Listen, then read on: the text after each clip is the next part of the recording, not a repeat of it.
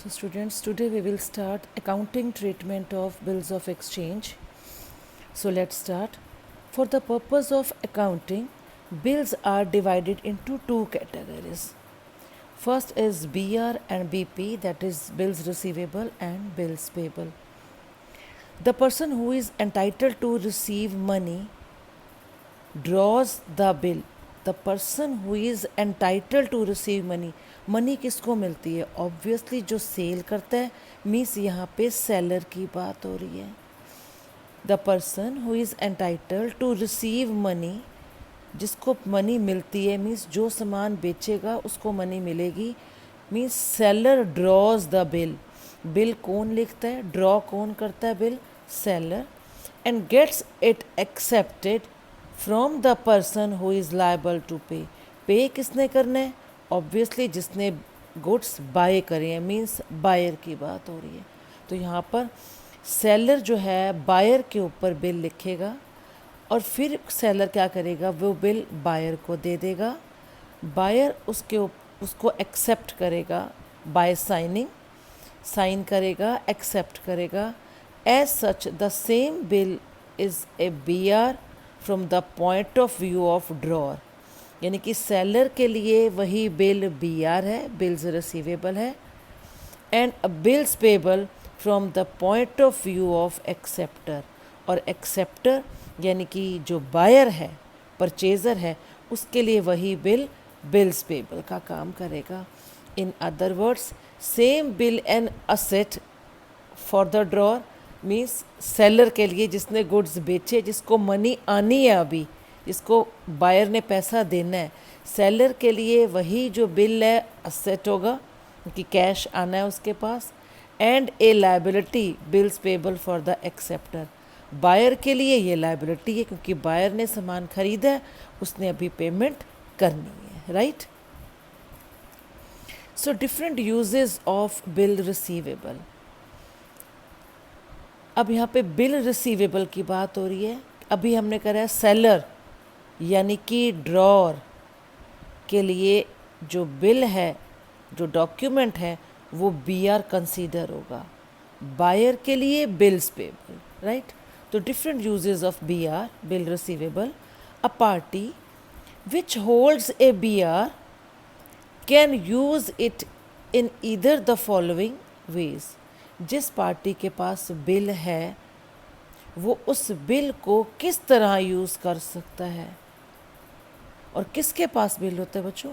Bill always होता है seller के पास. तो ये देखो बच्चों, ये ए एग्जाम्पल लेके बता रही हूँ. ए सेलर है. A sold goods on credit to B. A ने उधारे गुड्स बेचे बी को. एंड बी ने क्या करा? बी ने टाइम मांगा कि I will make the payment after 2 or 3 months. ठीक है. तो ए सेलर है, बी बायर है. तो ए क्या करेगा? ए एक बिल लिखेगा. A draws a bill on B. जो सेलर है ऑलवेज बिल लिखता है बायर के ऊपर. तो ए सेलर भी है, ए ड्रॉअर भी है. और बिल का मेकर कौन है? बिल कौन लिख रहा है? बायर के ऊपर ए यानी कि सेलर. सो ए जो है सेलर भी है, ड्रॉअर भी है, मेकर ऑफ द बिल. तो ए ने बी के ऊपर बिल लिखा, ए ने बी को दिए, बी ने क्या करा? ए ने वही बिल बी को दिया, वही डॉक्यूमेंट बी को दिया. बी ने क्या करा? बी ने उसको एक्सेप्ट करा, ACCE एक्सेप्ट, और अपने साइन कर दिए. एक्सेप्ट करने का मतलब कि वो एक्सेप्ट कर रहा है कि yes I will make the payment after 2 months. Sign करके उस डॉक्यूमेंट के ऊपर वो अपनी बात को एक्सेप्ट कर रहा है. फिर एक्सेप्ट करने के बाद वही बिल बी किसको दे देगा? रिटर्न कर देगा ए को. तो टिल मैच्योरिटी डेट, से फॉर एग्जांपल ड्यू डेट आपकी 31 दिसंबर बन रही है आफ्टर 2 months जो बी ने टाइम लिया था. तो आफ्टर 2 months मैच्योरिटी डेट 31 दिसंबर बन रही है मान लो. तो 31 दिसंबर तक, मैच्योरिटी डेट तक, वो बिल किसके पास रहेगा? ए के पास यानी कि सेलर के पास. तो ये अभी वही बात हो रही थी. A party which holds a BR. जिस पार्टी के पास BR है, किसके पास BR होता है? बिल किसके पास रहता है मैच्योरिटी डेट तक? ए के पास यानी कि सेलर के पास, क्योंकि बायर वो बिल एक्सेप्ट करके रिटर्न कर देता है ए को। तो मैच्योरिटी डेट तक ए जो है वो बिल अपने पास रखेगा। और बिल एक ही है बच्चों, डॉक्यूमेंट एक ही है। सेलर के लिए वो बिल यानी कि ड्रॉर के लिए वो बिल BR कहलाएगा, बिल रिसीवेबल। और बायर के लिए, परचेज़र के लिए, और बायर को ड्रॉई भी बोलते हैं, इसको ड्रॉर इसको ड्रॉई। और बायर के लिए वही बिल जो है बिल्स पेबल कहलाएगा। सेलर के लिए ये जो बिल है एक असेट है, क्योंकि उसके पास पेमेंट आनी है, कैश आना है। ए के लिए ये जो बिल है असेट का काम करेगा। बी ने पेमेंट देनी है, बी बायर है, परचेज़र है, बी ने पेमेंट देनी है, तो बी के लिए ये बिल क्या है, एक लायबिलिटी है। बिल्स पेबल बी के लिए लायबिलिटी है, उसको ये पेमेंट करनी है ए को, राइट। तो अब क्या करने जा रहे हैं, जो पर्सन बिल को होल्ड करता है, बिल किसके पास है, बायर साइन करके ए को दे देता है, सेलर को दे देता है। सेलर उस BR को किस तरह से यूज़ कर रहा है बच्चों, ये हम पढ़ने जा रहे हैं। अब दोबारा देखो, a party which holds a BR, किस पार्टी के पास BR है, सेलर के पास, can use it in either the following ways. देखो जो सेलर है उस बिल को कैसे यूज़ कर सकता है। Number 1, he may keep the bill, it means bill, he may keep the bill till the date of maturity. हो सकता है बायर मैच्योरिटी डेट तक बिल अपने पास ही रखे। अब जब बिल सेलर के पास होगा तो बायर कहाँ जाएगा मैच्योरिटी डेट पे पेमेंट देने, ऑब्वियसली वो सेलर के पास जाएगा। ड्यू डेट तक, मैच्योरिटी डेट तक बिल किसके पास पड़ा है, सेलर के पास पड़ा है। सेकंड केस देखो बच्चों, he may discount, he means seller की बात हो रही है, he may discount the bill with the banker before the date of maturity. हो सकता है जो बिल सेलर के पास पड़ा है वो मेच्योरिटी डेट से पहले, ड्यू डेट से पहले वो बिल बैंक को दे दे और बैंक से वो बिल डिस्काउंट करा ले। ये करेंगे केस, इसके काउंटिंग ट्रीटमेंट करेंगे आगे। थर्ड देखो वो कैसे यूज़ कर सकता है इस बिल को, he may endorse it to some other party before the date of maturity. हो सकता है जो सेलर है, बिल का होल्डर है, वो मेच्योरिटी डेट से पहले बिल किसी थर्ड पार्टी को हैंड ओवर कर दे। फोर्थ, ही मे सेंड, ही मतलब सेलर, ये जो ही है वो सेलर के लिए यूज़ हो रहा है। Seller may send it to his banker for collection. हो सकता है सेलर वही बिल बैंक को दे दे ताकि बायर आए बैंक में और बैंक उसके अकाउंट में वो पैसे जमा कर दे। तो जो सेलर है, जो बिल का होल्डर है, वो 4 तरीक़ों से उस बिल को यूज़ कर सकता है अपने पास रख के मैच्योरिटी डेट वाले दिन तक। हो सकता है वो बैंक से डिस्काउंट करवा ले मैच्योरिटी डेट से पहले। हो सकता है मैच्योरिटी डेट से पहले वो किसी को एंडोर्स करते आगे हैंड ओवर कर दे बिल। और हो सकता है वो बैंक में दे दे ताकि बैंक वाले डायरेक्ट उसके अकाउंट में जो अमाउंट है वो क्रेडिट कर दे, जमा कर दें। तो बच्चों भी फर्स्ट केस करते हैं, when the bill is retained by the drawer in his own possession till the date of maturity. तो पहला केस क्या है, मेच्योरिटी डेट तक वो बिल किसके पास पड़ा हुआ है, सेलर के पास। सेलर ने वो बिल ना बैंक को दिया, ना थर्ड पर्सन को दिया, ना बैंक से डिस्काउंट कराया। बायर ने बिल पे साइन करके एक्सेप्ट करके किसको दे दिया है बिल, सेलर को। तो bill is retained by the drawer, drawer mean seller. Bill जो है सेलर के पास ही रिटेन कर रहा है, सेलर के पास ही पड़ा हुआ है, कब तक, मैच्योरिटी डेट तक। तो उस केस में अकाउंटिंग ट्रीटमेंट कैसे करेंगे, तो इसके अकाउंटिंग ट्रीटमेंट देखते हैं बच्चे। अब ये जो सारा चैप्टर है, the entire chapter belongs to journal entry. और जर्नल एंट्री में हम परफेक्ट हो चुके हैं, बहुत बार कर चुके हैं। तो ये देखो, ये चैप्टर में सारी जर्नल होंगी और जो जर्नल एंट्री बनेगी दोनों पार्टीज़ की बुक्स में बनेगी बच्चों। जो ड्रॉर है मीन्स सेलर है, उसके केस में भी जर्नल एंट्री बनाएंगे। और जो ड्रॉई है यानी कि बायर है, और बायर को एक्सेप्टर भी बोलते हैं क्योंकि बिल पर एक्सेप्ट या अपने साइन कौन करता है, बायर। तो दोनों केस में हम जर्नल बनाएंगे और इजी चैप्टर है क्योंकि जर्नल का कंसेप्ट यदि आपको क्लियर है तो जर्नल एंट्री बनाने में, मतलब ये चैप्टर करने में बिल्कुल भी देर नहीं लगेगी। इजी चैप्टर है। देखो सबसे पहले X sold goods to Y, X ने वाई को गुड्स बेचे हैं, तो एक्स ने सेल करे हैं, एक्स की बुक्स में सेल की एंट्री होगी। वाई ने गुड्स परचेज करे हैं तो वाई की बुक्स में परचेज की एंट्री होगी। तो वाई एक्स सेलर है, Y account debit to sales account. और आपको बच्चे जर्नल का अच्छे से रूल बताया हुआ है हमने कि जब आप एक्स की बुक्स में एंट्री कर रहे हो तो एक्स का नाम कहीं नहीं आएगा। वाई की बुक्स में जब हम एंट्री कर रहे हैं तो वाई का नाम नहीं आएगा, अदर पार्टीज का नाम आएगा। सो अब एक्स ने गुड्स बेचे हैं किसको, वाई को, तो एक्स के लिए जो है वाई जो है थर्ड पर्सन है। Y account debit to sales account, Y ने गुड्स सेल करे, एक्स ने गुड्स सेल करे और वाई ने क्या करा, परचेज करे। और वाई की बुक्स में purchases account debit to X. बच्चे एंट्रीज ध्यान रखना, एक एंट्री ड्रॉर यानी कि सेलर के केस में, एक एंट्री बायर के केस में, फिर एक एंट्री इधर, एक एंट्री इधर। ऐसे नहीं करना कि पहले सेलर की बुक्स में एंट्री को कर दो उसके बाद हम बायर की बुक्स में एंट्री को स्टार्ट करें, ऐसा नहीं करना। इसको हम साइमल्टेनियसली सेलर की बुक्स में, बायर की बुक्स में, सेलर की बुक्स में, बायर की बुक्स में, इस तरह हम अकाउंटिंग ट्रीटमेंट करेंगे इसकी। सो एक्स ने गुड्स सोल्ड करे, Y account debit to sales, Y ने परचेज करे हैं तो purchases account debit to X. When X received a bill duly accepted by Y, तो बच्चों क्या होगा, क्योंकि एक्स ने सामान बेचा है, बिल कौन लिखेगा, सेलर, ड्रॉर कौन है, एक्स। एक्स ने वाई के ऊपर बिल लिखा, बिल लिखने की कोई एंट्री नहीं होती, वाई ने उसके ऊपर साइन करे, एक्सेप्टेड वर्ड लिखा, फिर क्या करा बच्चों, वाई ने वो बिल डॉक्यूमेंट साइन करके एक्सेप्ट करके किसको दे दिया, एक्स को। तो अल्टीमेट एक्सेप्ट करके बिल किसके पास आ गया, एक्स के पास।